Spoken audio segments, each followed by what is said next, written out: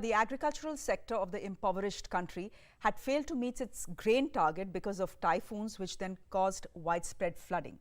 COVID lockdowns have forced closures of any incoming food aid, which in result has shot up the cost of all commodities. Here's how bad things are in North Korea. A kg of bananas now costs 3,336 rupees a kg, and a kg of corn is at 205 rupees, something that North Korea, just by the way, produces in bulk.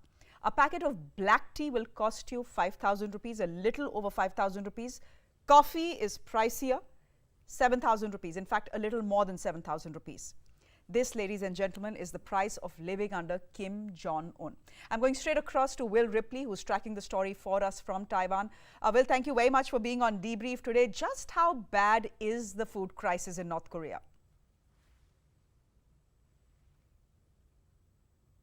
I've traveled through North Korea many times in many different parts of the country, and I have seen the struggles during normal times of different sectors, different provinces trying to grow their own food in soil that is, overly farmed and almost unviable when it comes to growing crops. So if you now have a situation where these provinces, which still have to meet a quota that they send to Pyongyang, to the North Korean capital, where 3 million or so of the most privileged citizens live, it could be incredibly, incredibly dire for a lot of people, millions of people inside North Korea, a country of around 25 million, if indeed food aid isn't coming in, the economy is ravaged, the border is closed. It's unfortunate, though, that there are just almost no foreign eyes on the ground.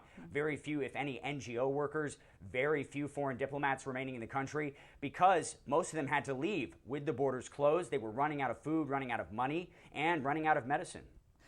Will, Kim's weight loss has been watched very closely all over the world.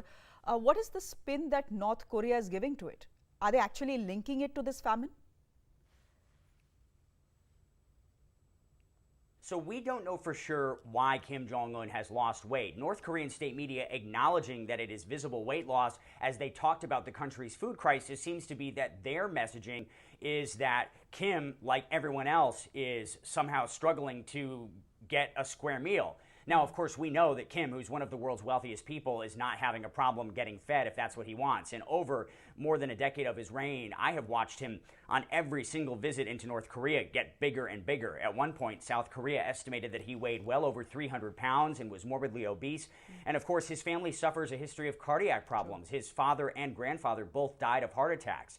So this weight loss could very well be a concerted effort by Kim to try to shape up, to preserve his life and his longevity as the North Korean leader.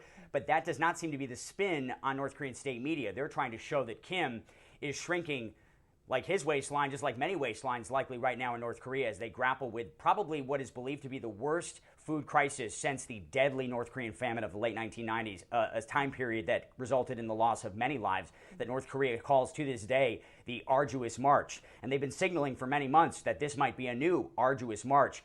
But because we just can't get in the country to know for sure, all we can do is rely on these very nebulous clues that are revealed in North Korean state media.